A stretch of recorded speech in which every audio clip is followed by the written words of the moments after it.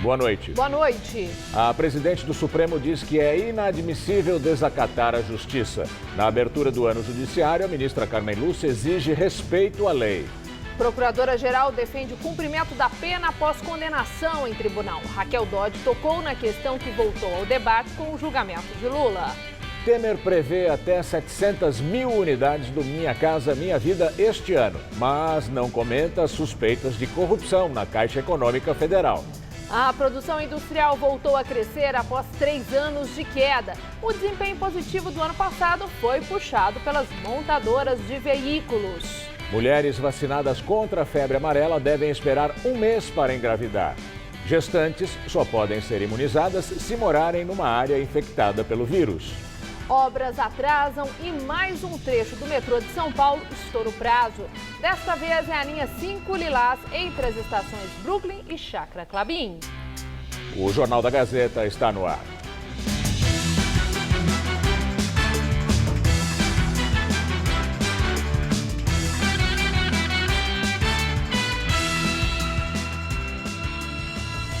A TV Gazeta já é vista por sinal digital em várias regiões brasileiras. Desde hoje, Brasília e Rio de Janeiro passam a assistir a nossa TV Gazeta pela operadora NET.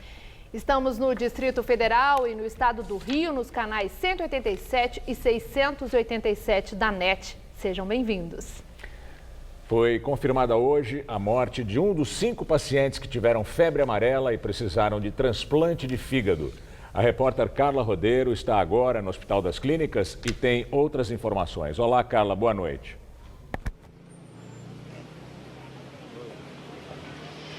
Olá, olha, informações sobre o paciente, inclusive o nome dele, não foram divulgadas a pedido da família.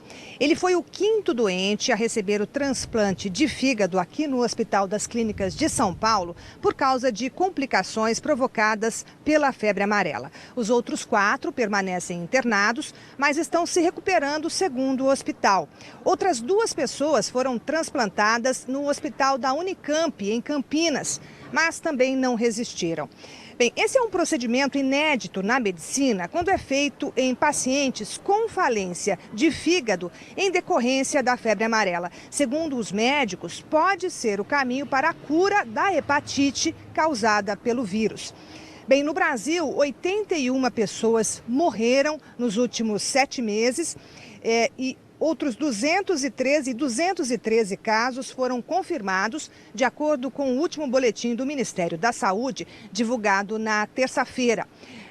Em São Paulo, no estado de São Paulo, 52 pessoas morreram de 2017 até agora. E a campanha de vacinação começou no último dia 25 e hoje a Secretaria Municipal da Saúde anunciou que vai fazer um levantamento de casa em casa na zona norte da capital para identificar quem ainda não tomou a vacina. As pessoas que forem localizadas deverão ser imunizadas nos próximos dias. Bem, a zona norte da capital foi a região que primeiro recebeu a campanha de vacinação contra a febre amarela em setembro do ano passado, depois que macacos com o vírus da febre amarela foram encontrados mortos no Horto Florestal. É com vocês no estúdio. Muito obrigada, Carla, pelas suas informações. A vacina da febre amarela não é indicada para mulheres que querem engravidar. A recomendação é adiar os planos em pelo menos 1 mês depois de tomar a vacina. Mulheres grávidas, com exceção das que vivem onde há circulação do vírus, também não devem ser imunizadas. Cabe ao agente de saúde fazer o alerta antes da aplicação. A Priscila, de 33 anos, ainda não planeja o primeiro filho. Mesmo assim, já foi orientada pela ginecologista que, caso queira engravidar, tem que esperar pelo menos 4 semanas depois de ser vacinada contra a febre amarela. Eu estou sabendo porque minha médica me falou. Mas muitas mulheres desconhecem essa informação. Não sabia, mas eu sei que há um tempo atrás, antes de engravidar dele, eu tomei uma vacina, acho que foi a de rubéola, e a enfermeira aqui mesmo me recomendou que eu não podia engravidar até acho que 3 meses. Não há confirmações sobre os possíveis efeitos colaterais à mulher que engravidar logo após ser imunizada contra a febre amarela. Efeitos estes tanto para ela quanto para o bebê. No entanto, a recomendação médica é aguardar cerca de 1 mês após receber a vacina para tentar engravidar. O médico infectologista Renato Kifuri, presidente do Departamento de Imunizações da Sociedade Brasileira de Pediatria, explica que, além da febre amarela, a recomendação vale para todas as vacinas feitas a partir de algum tipo de vírus vivo. Sarampo, cachumba, rubéola, catapora, são vacinas que utilizam este mesmo mecanismo de produção, enfraquecimento do vírus para que ele possa despertar uma resposta imune, proteção, sem que acometa, sem que desenvolva doença naquele indivíduo que a recebe. Segundo ele, a mulher precisa ser informada sobre este cuidado ainda na triagem, no momento da vacinação. Devem ser perguntados se está grávida, a mulher se está amamentando, se recebem algum medicamento, se tem alguma dessas doenças crônicas, alergia ao ovo. São precauções que a gente deve ter de rotina na vacinação de febre amarela. Se a mulher também precisar, que está amamentando, lembrar que são bebês menores de 6 meses de idade, precisar ser vacinada, o aleitamento materno deve ser suspenso por um período de 10 dias. O Ministério da Saúde recomenda que só tome a vacina gestantes que residem em locais onde ocorreu a confirmação de circulação do vírus, como o município de Mairiporã, na Grande São Paulo. Por se tratar de uma doença extremamente grave e muitas vezes a gestante encontra-se numa área de risco, se ela realmente precisa ser vacinada, nós autorizamos a vacinação de gestantes contra a febre amarela. Porque o risco de aquisição da doença é muito maior do que um eventual risco teórico de problemas com o bebê. Aqui na capital, a Vanessa procurou esta unidade básica de saúde na Zona Oeste para vacinar a família. Quando chegou a vez dela, a orientação foi completa. Pergunta se a gente está grávida, se tem algum tipo de alergia, se toma algum tipo de medicamento. A Érica também pôde ficar mais calma. Isso é bem importante, viu? Porque particularmente a gente tem que ter mais, a gente tem que saber. Polícia Federal deflagra a operação para investigar fraudes no Postales, o fundo de pensão dos funcionários dos Correios. As ações devem durar 48 horas em São Paulo, Rio de Janeiro, Distrito Federal e Alagoas. A previsão é que 100 mandados judiciais de busca e apreensão sejam cumpridos. Segundo a Polícia Federal, a má gestão dos recursos e os desvios investigados geraram um déficit de aproximadamente 6 bilhões de reais.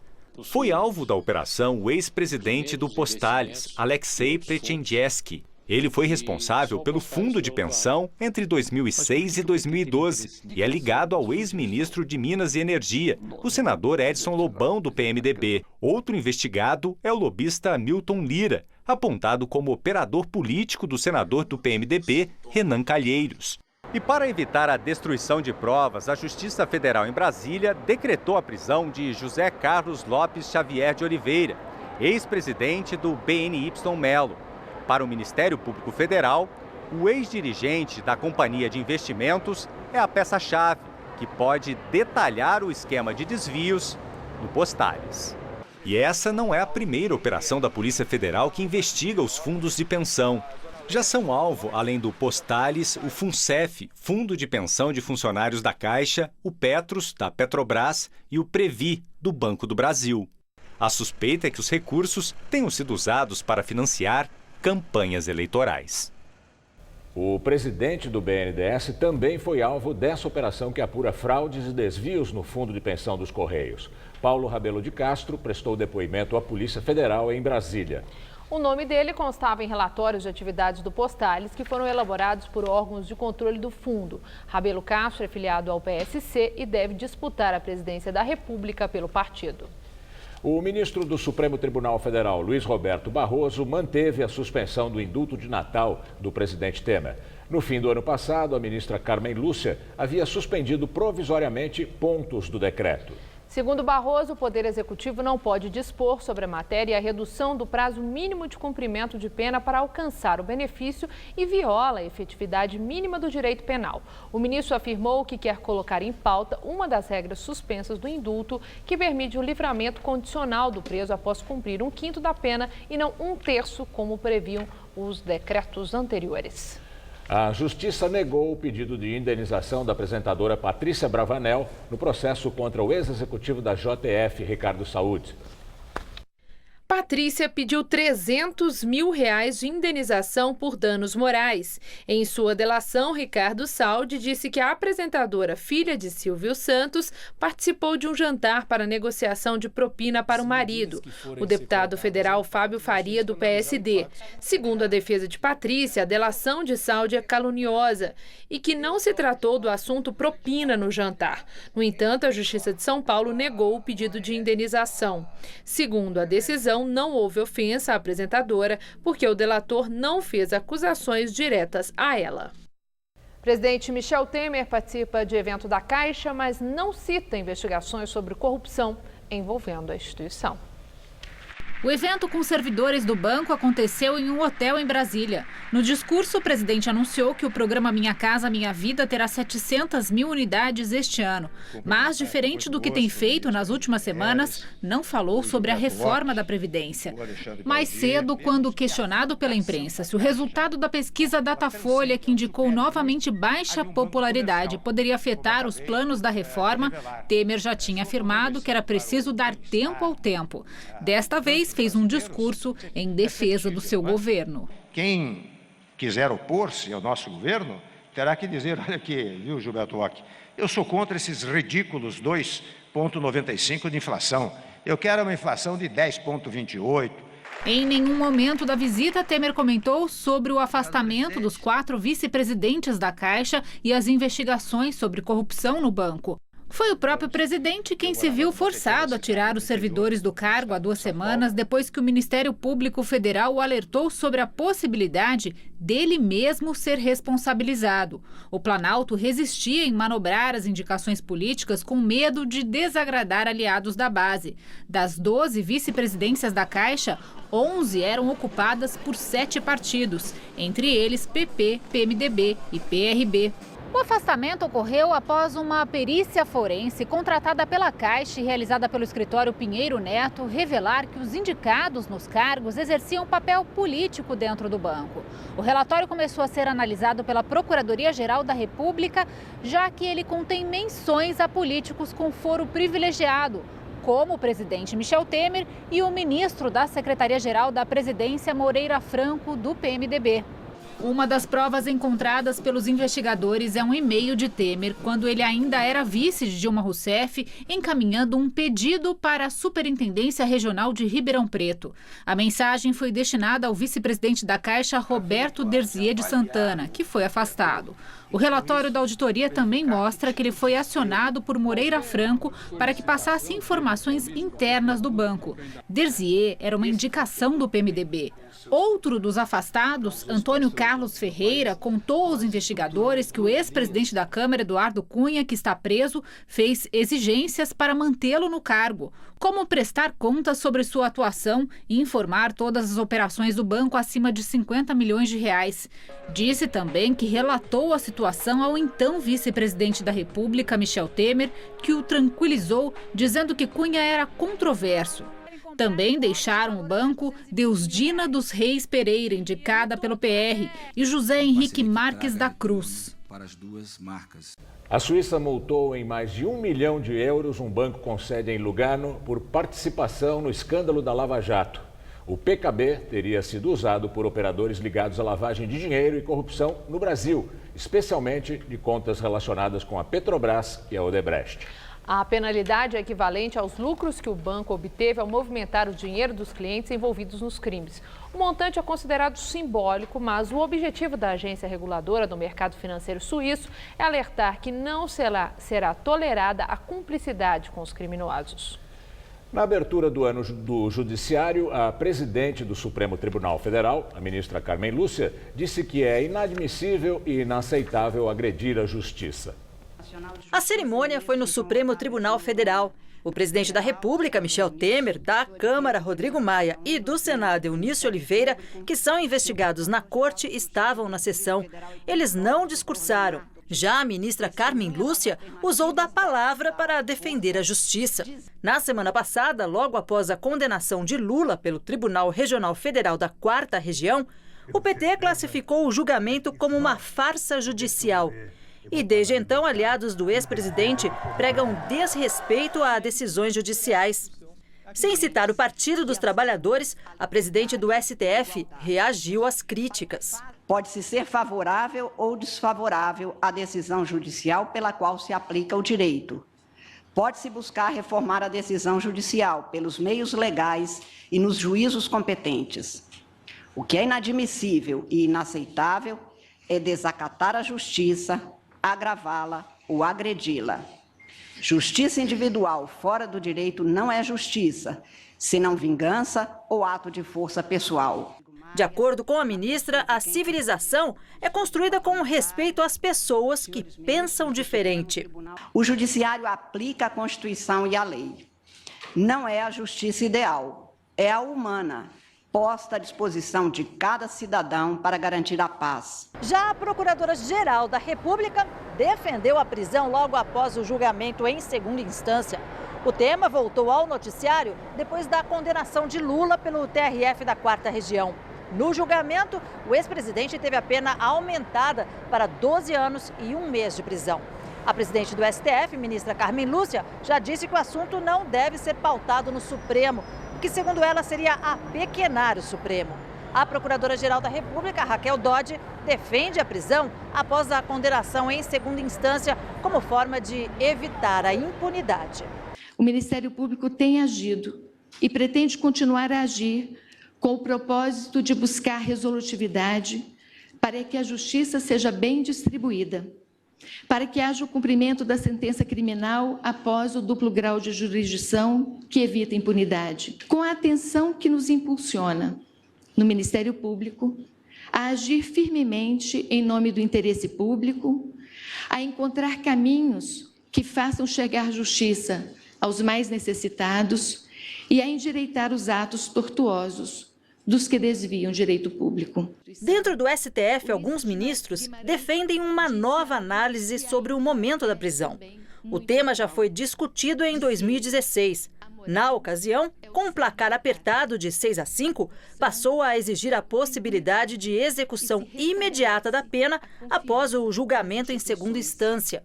Agora, o ministro Gilmar Mendes sinalizou que pode mudar de posição e seguir o entendimento do ministro Dias Toffoli, que a prisão só se daria após análise de recurso no Superior Tribunal de Justiça. E agora o comentário de Josias de Souza, direto de Brasília. Em discurso na solenidade de abertura do ano judiciário, a presidente do Supremo Tribunal Federal, Carmen Lúcia, cobrou respeito às decisões judiciais. Ela declarou que é inadmissível desacatar a justiça, agravá-la ou agredi-la. Justiça individual, disse ela, fora do direito, não é justiça, senão vingança ou ato de força pessoal. Impossível discordar de afirmações tão óbvias, mas faltou dizer uma coisinha. Para ser integralmente respeitado, o judiciário precisa se portar de maneira respeitável. Esse debate é de grande pertinência, pois o nosso amigo Supremo, por vezes, adota um comportamento de risco, com forte tendência à autodesmoralização. Os ministros do Supremo insultam-se em público. Um deles julga casos de amigos, os outros fingem não ver. Há duas turmas, uma prende, outra solta. A segurança jurídica vai para o beleléu. A primeira instância condena corruptos, o Supremo os protege. Se pune, de raro em raro, transfere ao Legislativo a prerrogativa de perdoar. Carmen Lúcia não disse, mas quando pediu respeito, referia-se a Lula, que esperneia contra o 3-0 do TRF4. Para o PT só são legítimas as decisões favoráveis, o resto é golpe. No momento, o petismo acha antidemocrático prender Lula. Exige a revisão da regra sobre o encarceramento após a condenação na segunda instância. Rever em função de Lula seria apequenar o Supremo, já disse Carmen Lúcia. Mas há colegas da ministra querendo reanalisar um tema que já foi objeto de 3 julgamentos. 1, 2, 3 julgamentos. Parte do Supremo ainda não se deu conta de que a roleta russa também é uma modalidade de suicídio. Boa noite. O governo de São Paulo prometeu o início da operação do metrô entre as estações Brooklyn e Chácara Clabim, da linha 5 Lilás, gradativamente a partir de 5 de janeiro. Prometeu, mas não foi isso que aconteceu. Gente trabalhando e correndo contra o tempo. E por um motivo importante. A estação Eucaliptos da linha Lilás do metrô já deveria estar pronta. O último prazo era janeiro, só que acaba de chegar fevereiro e o Marco, morador antigo de Moema, continua andando de ônibus. Eu estou aqui há 10 anos, estava para sair há 10 anos atrás, né? E agora nós estamos aguardando. A estação está na reta final de inauguração, mas por enquanto o que se vê são muitos tapumes e a falta de acabamento.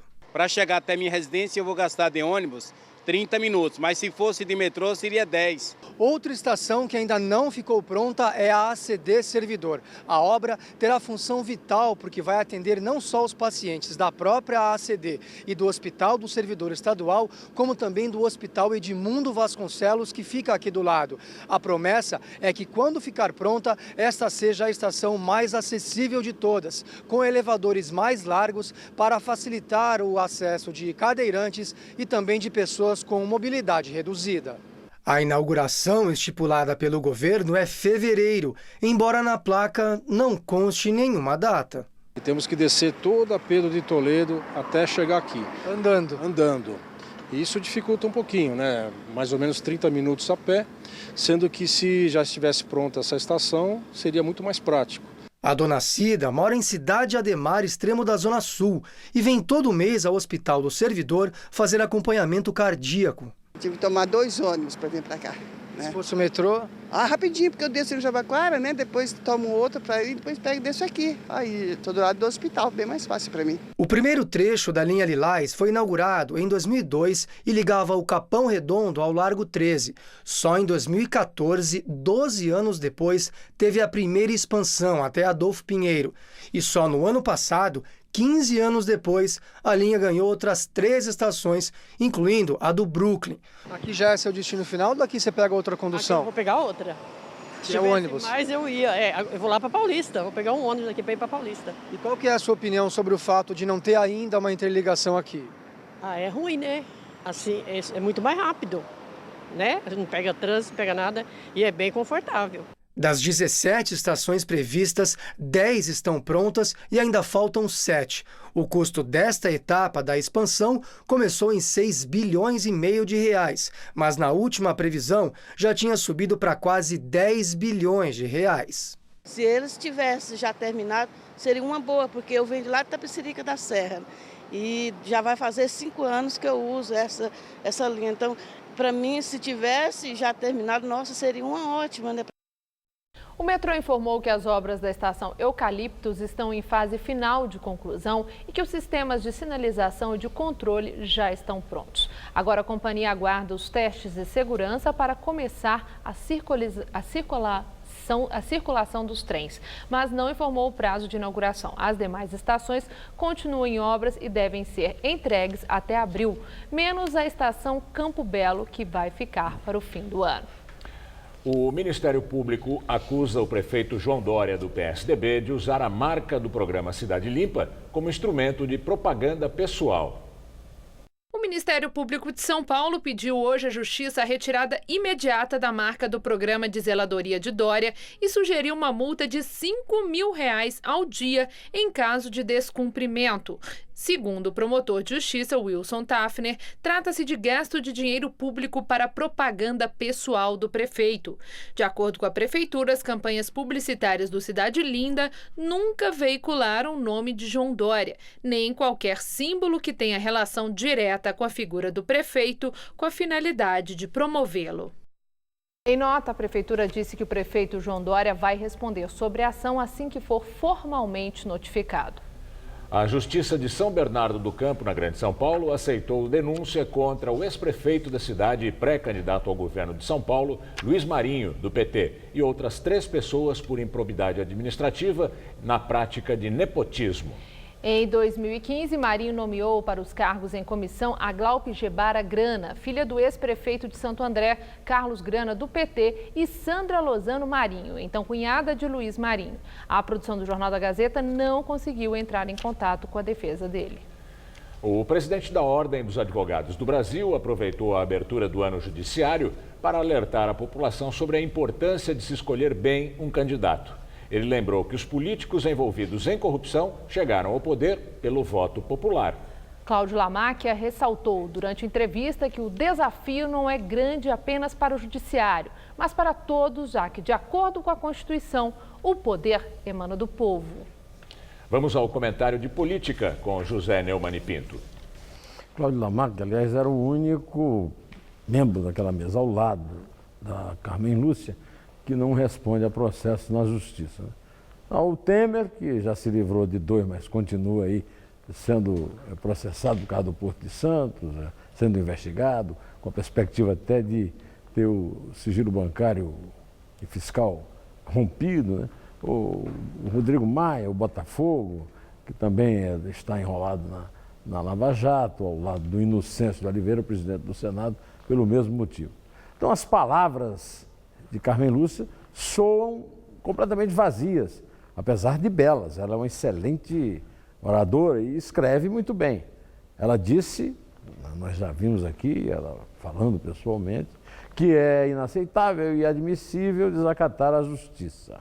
Bom, eu aprendi no Instituto Redentorista Santos Anjos, em Bodocongó, em Campina Grande, que Roma locuta, causa finita. Quer dizer, Roma falou, a causa acabou, em latim, né?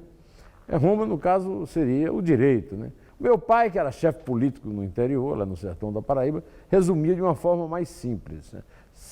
Quando a justiça decide, só nos cumpre realizar, né? Respeitar, não discutir.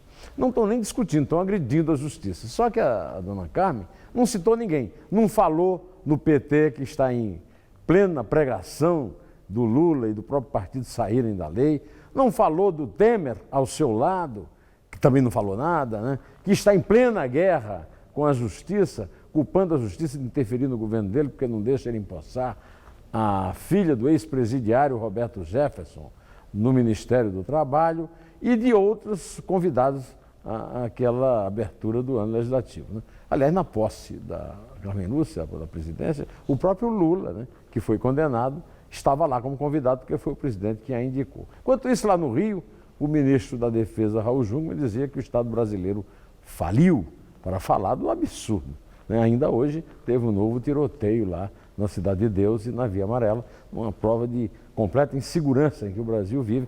E, no entanto, o ministro fica falando. Então, a presidente Carmen Lúcia e o ministro Raul Jungmann falam muito e falam grosso. Só que dão recados ao Léo, não se sabe para quem eles estão dando recado, e não agem, não tomam nenhuma atitude. Vou dar só um exemplo antes de terminar.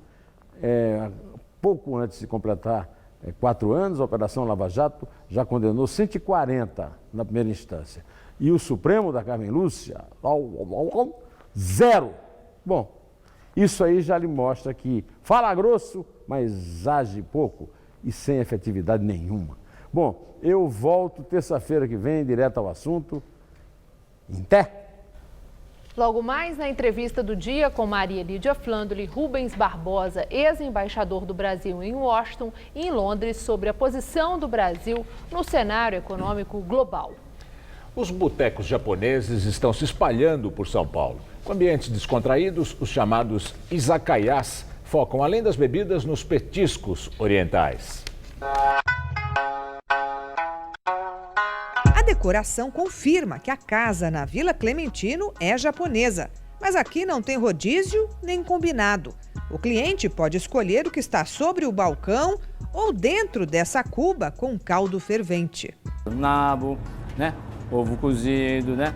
Esse é o combo, que seria uma alga, um tofu frito, né? Sai muito, mais do que eu esperava. Os chamados izakayas chegaram por aqui já faz alguns anos, mas ainda são pouco conhecidos dos paulistanos. É uma petiscaria, né?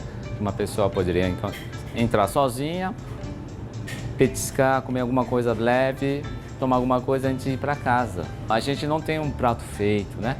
Não dá para fazer uma refeição completa, não pede um prato que já vem tudo completo, não tem disso. Né? A palavra izakaya pode ser traduzida como um lugar para tomar saquê. Corresponde ao nosso boteco. E esse izakaya aqui é bem parecido com os muitos que existem no Japão. O ambiente é sempre assim, despojado. As pessoas normalmente sentam aqui perto do balcão e pedem um petisco. para acompanhar a bebida, que necessariamente não precisa ser o saquê, pode ser um destilado e também a cerveja. Para comer, o Cláudio escolheu o petisco de soja cozida na vagem. Na verdade, você só dá uma mordida aqui no meio, né, que o feijãozinho sai. É uma soja. É uma soja. Né? E é salgadinho. E é salgadinho e é perfeito para acompanhar uma bebida, uma cerveja, um saquê. Já a Priscila pediu pele. Pele frita, pedimos um espetinho. Pele frita de frango? Isso. É legal, é gostoso? Vamos experimentar.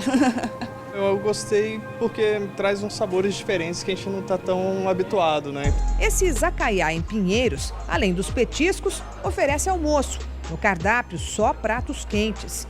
O cliente acostumado com os combinados de peixe cru e bolinho de arroz e alga estranhou. No começo fica meio surpreso, né?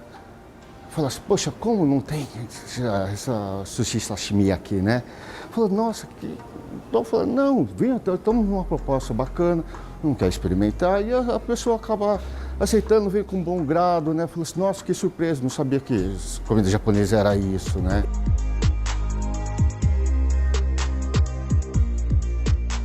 Eu, às vezes, sinto um pouco falta dos pratos frios, mas é gostoso. A inspiração vem da culinária de Okinawa, lugar de clima quente no sul do Japão, onde viveu a família do chefe. A sugestão dele é a omelete de guaiá, um legume por aqui chamado de pepino de São Caetano, que é típico dessa parte do Japão, conhecida pelos habitantes de vida longa. Ela é meio amarga, né? Mas ela é ótima, diz que é o segredo da longevidade, né? E São Paulo teve hoje um belo dia de sol, um pouco de nuvem e sem chuva. Um dia muito agradável, muito bonito, né? É um dia que o sol apareceu, mas sem estar muito quente. Vamos ver com a Mariana Armentano se o tempo continua assim.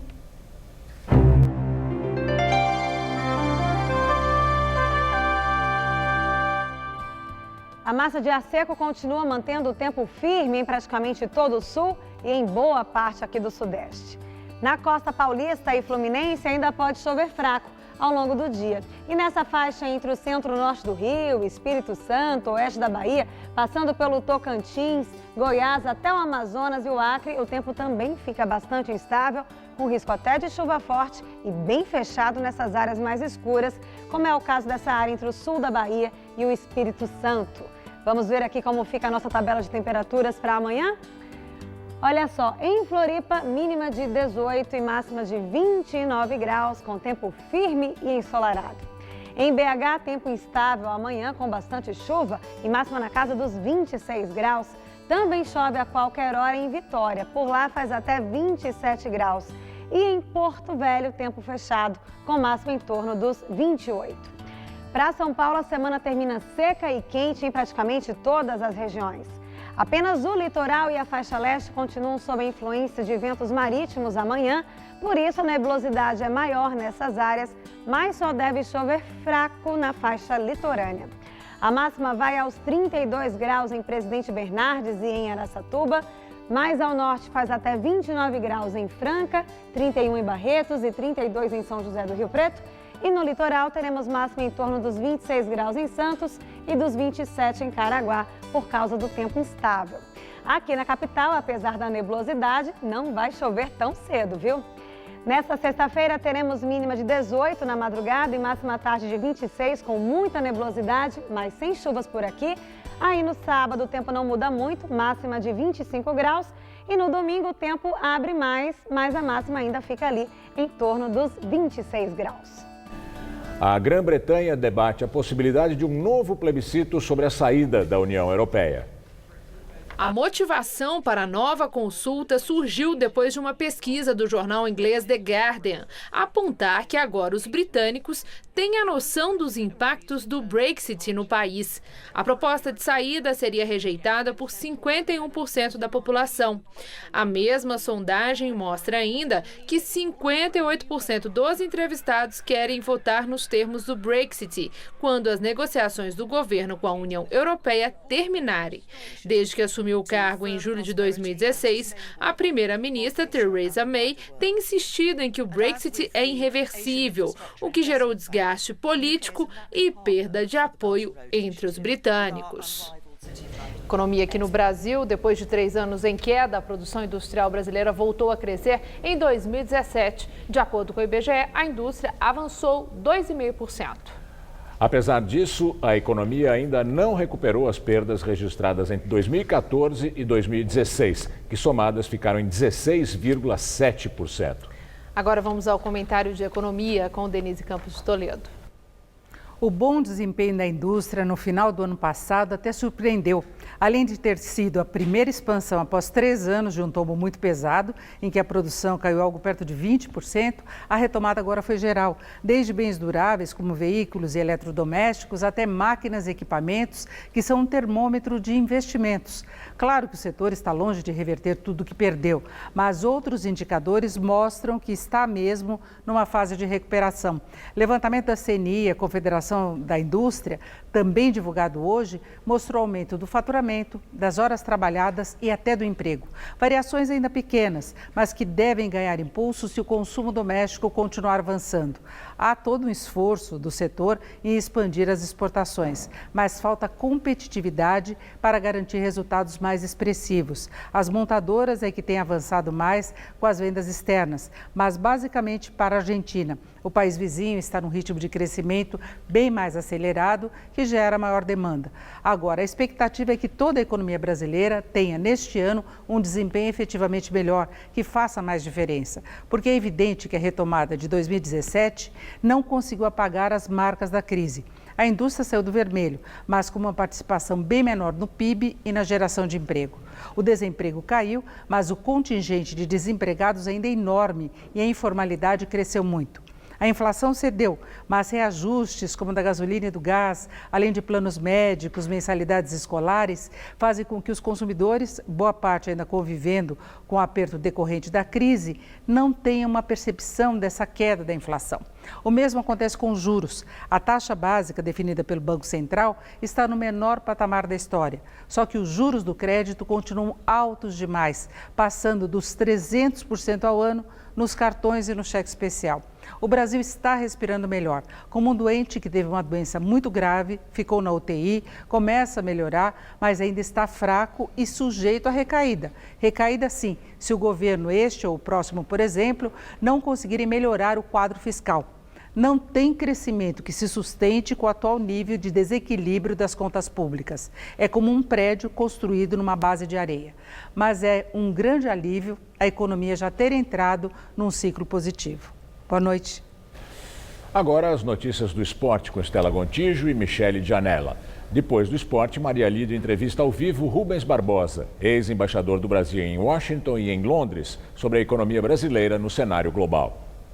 Com uma vitória sem grandes emoções, o tricolor paulista está garantido na próxima fase da Copa do Brasil. Boa noite, Michele. Boa noite, Estela. E olha, foi aquele jogo para você deixar o seu pior amigo assistir, viu? O São Paulo jogou muito mal, apenas fez suficiente para vencer por 1-0 Madureira com gol de Brenner. Agora o time de Dorival espera o Manaus ou o CSA, que ainda vão se enfrentar em campo. Madureira e São Paulo se enfrentaram em Londrina e as primeiras chances de gol foram do tricolor paulista. Aos 16 minutos, Brenner arriscou de fora da área, assustando o goleiro Douglas. Logo na sequência, Marcos Guilherme fez uma linda jogada pela direita e cruzou para Brenner chegar batendo. 1-0 São Paulo. O Madureira poderia ter saído com um empate se Igor Catatal não tivesse isolado a bola na frente de Sidão. O atacante Bissoli ainda carimbou a trave antes do final e a partida acabou assim. São Paulo 1-0 e classificação garantida na Copa do Brasil. Você ficou satisfeito com o futebol apresentado pelo tricolor? É natural que não. Com o futebol não. Eu fiquei satisfeito com a nossa passagem apenas. Eu acho que é um início de temporada e naturalmente que dificuldades nós teremos. Oscilações acontecerão, eu já venho alertando sobre isso. Tudo é questão de paciência. Quem não tem paciência, meu amigo, infelizmente não pode conviver com o futebol. O futebol é assim.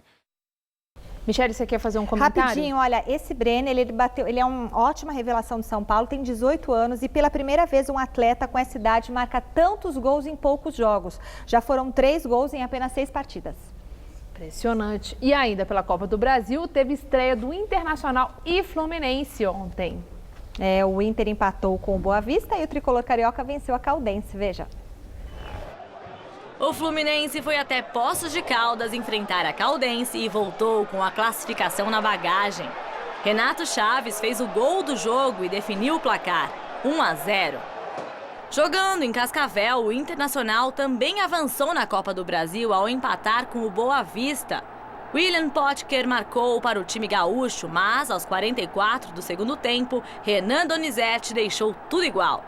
Como o empate classifica a equipe visitante, o Inter está na segunda fase do torneio. E pela Libertadores, 2 brasileiros jogaram ontem também na segunda fase da competição. Na Arena Condá, a Chapecoense se complicou no torneio continental ao perder por 1-0 para o Nacional do Uruguai. E o Vasco teve uma atuação excelente no Chile, ao golear a Universidade Concepción por 4-0. Estela, e com Evander 2 vezes, Iago Pikachu e Rildo, que fizeram os gols do time carioca. E quem passou aí, né, quem passar nesse duelo da terceira fase, enfrenta um dos 2 times bolivianos, o Oriente Petroleiro ou o Jorge Wilstermann. Já a Chapecoense precisa obrigatoriamente vencer no Uruguai para se classificar e ainda seguir aí a próxima fase da competição. E vamos falar do Neymar. Depois daquela confusão na partida da Liga Francesa, o craque deu entrevista oficial ao canal do Paris Saint-Germain. O Neymar fez uma avaliação sobre o bom início dele no clube francês, além de afirmar que sonha com títulos no time. E ele também falou sobre ter sido eleito em dezembro o melhor jogador do campeonato local. Fico feliz, né? Mas futebol não é individual, futebol tem a parte coletiva. Certamente se meus companheiros não estivessem bem, se nossa equipe não estivesse bem, não queria ganhar esse prêmio. Então, agradeço a todos. Sempre ficar na história de um clube grande é a felicidade de um atleta. E é para isso que eu vim para cá, para fazer história. Mas a imagem do Neymar não está muito boa na imprensa francesa. Não, né? A imprensa francesa considerou deselegante e infeliz a atitude dele de retirar a mão quando um atleta adversário estava caído em chão. E apesar do Neymar falou que foi uma brincadeira, né? O atleta estava caído no chão, ele disse que estava brincando e tal, mas o Rennes, esse atleta se machucou por 3 meses, vai ficar fora agora dos próximos 3 meses de jogos. Nossa, e tem preparação do Palmeiras para o clássico do fim de semana, né? O Verdão já pode contar com a estreia do meia Gustavo Scarpa, olha só como foi o dia do clube. Única equipe com 100% de aproveitamento no Campeonato Paulista, há quem diga que o clássico contra o Santos vai representar o primeiro grande teste do Verdão neste ano. Exatamente por isso, a equipe é apontada como favorita. Mas para o atacante William, existe um ingrediente a mais. Clássico é sempre imprevisível. A gente sabe que isso dentro de campo não existe, né? A gente tem que mostrar o favoritismo, jogando um grande futebol e com vitórias. O atacante William já foi campeão em times qualificados. Foi assim no Corinthians, no Cruzeiro, mas no Palmeiras 2018 as coisas estão um pouco diferentes.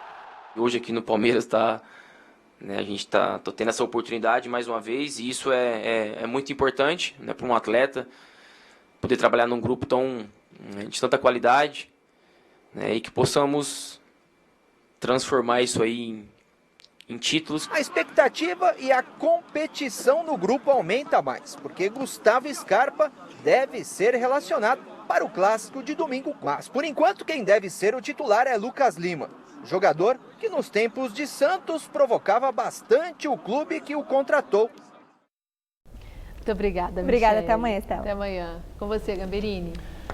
Daqui a pouco, na entrevista do dia com Maria Lídia Flandoli, o ex-embaixador do Brasil em Washington e Londres, Rubens Barbosa, fala sobre a atual posição do Brasil na economia global.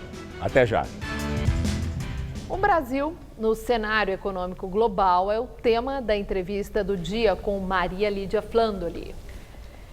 Hoje, nosso entrevistado é Rubens Barbosa, que foi embaixador do Brasil em Washington e em Londres de 1999 a 2004 e atualmente é o presidente do Instituto de Relações Internacionais e de Comércio Exterior, o IRICE.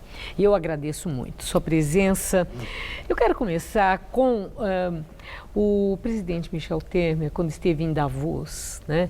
Ele se aprumou todo, fez até alguma pose, ele ficou eufórico, falando dos avanços na economia do Brasil e entendendo que essas conquistas, o Brasil ter superado a recessão e com perspectiva de crescimento, que não é lá essas coisas, mas falar uns 3% para quem estava com crescimento negativo é representativo, e a certeza dele que o país tinha condições para atrair investidores internacionais.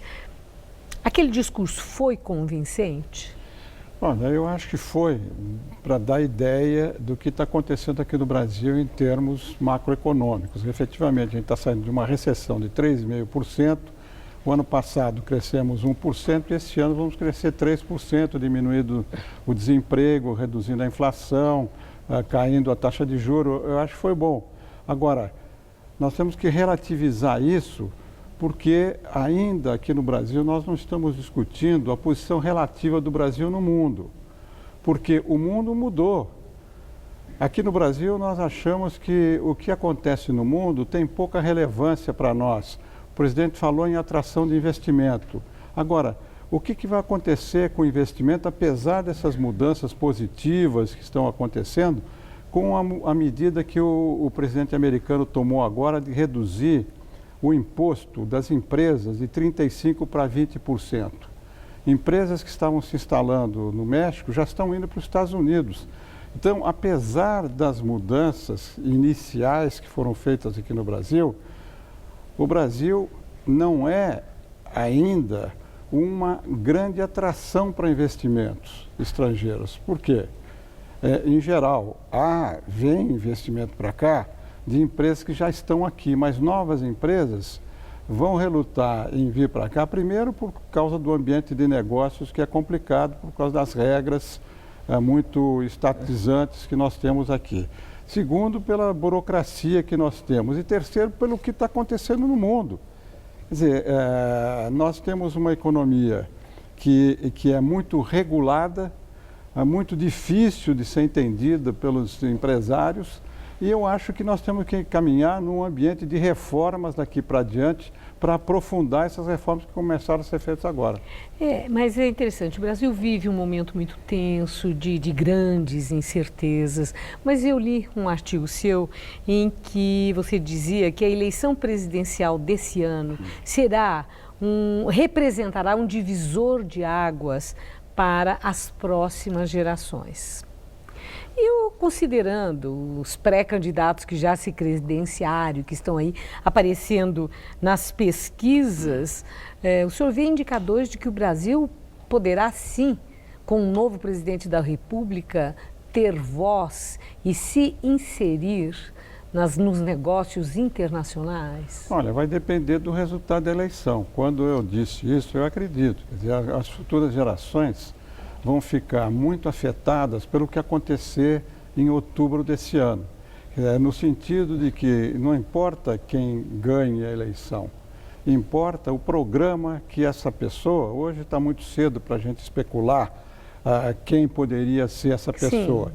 O que eu pretendi dizer é que nós vamos estar na eleição de outubro com um cenário muito claro para os próximos anos. Ou a gente volta para trás, retrocede e paralisa esse esforço de modernização do Brasil, incipiente que está começando a se fazer, apesar de todas as dificuldades da crise econômica, da crise política, da crise moral, tudo isso que a gente sabe que está acontecendo, houve um avanço em algumas reformas que são hoje fundamentais para que a gente tenha estabilidade econômica, que diminua o déficit público, que impede investimentos, que impede uma maior atuação do setor privado. Nesse sentido é que essa eleição é importante.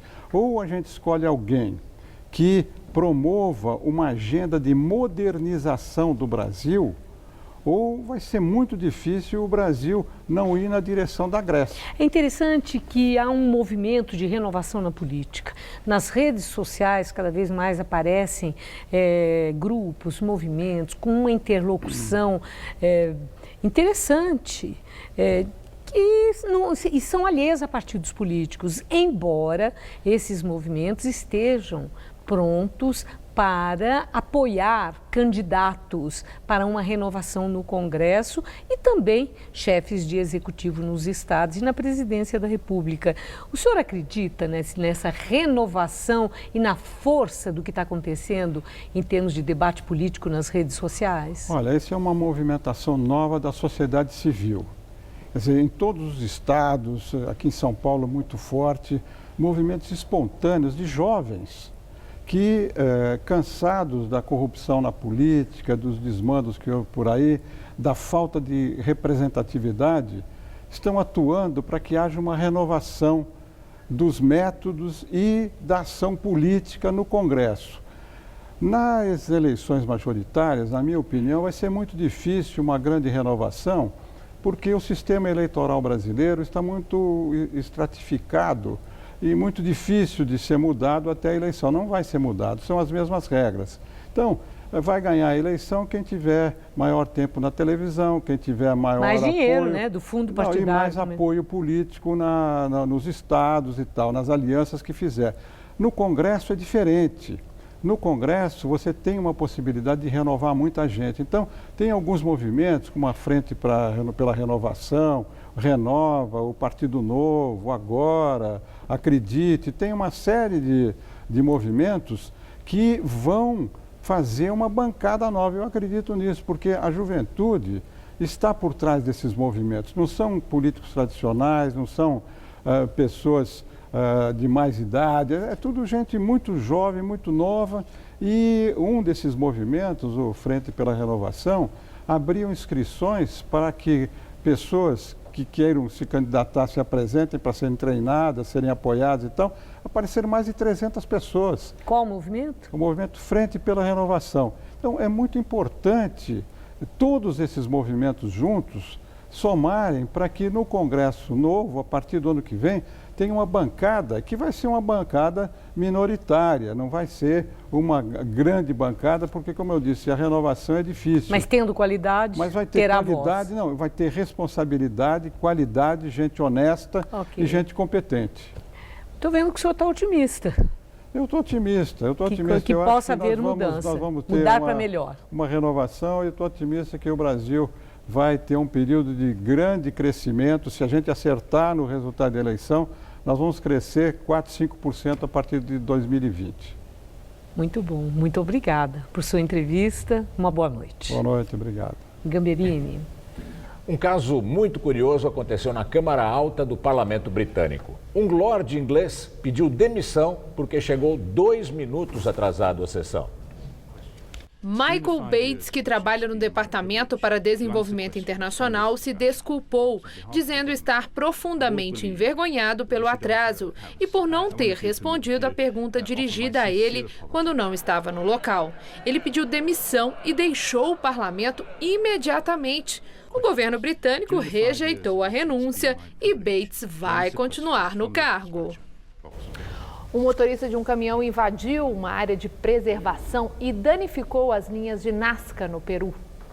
Segundo o Ministério da Cultura do Peru, o motorista ignorou a sinalização e passou pelas linhas, danificando pelo menos 3 dos desenhos feitos há milhares de anos. O motorista foi preso, mas inocentado por um juiz que considerou que não há provas de que ele tenha entrado no parque intencionalmente. As linhas de Nazca são desenhos gigantescos de mais de 2.000 anos, com figuras geométricas de animais que só podem ser apreciadas do alto. As inscrições feitas por povos antigos que habitavam a região onde hoje é o Peru são consideradas patrimônio da humanidade pela Unesco. Seu significado é até hoje um enigma. Alguns pesquisadores as consideram um observatório astronômico, outros um calendário. Para terminar o nosso jornal, lembramos que a TV Gazeta já é vista por sinal digital em várias regiões brasileiras. Desde hoje, Brasília e Rio de Janeiro passam a assistir a nossa emissora pela operadora NET.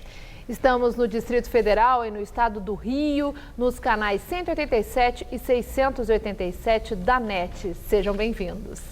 O Jornal da Gazeta fica por aqui. A edição de hoje pode ser vista no site do Jornal da Gazeta. Mais notícias em nossa edição das 10. Uma excelente noite para você. Boa noite e até amanhã.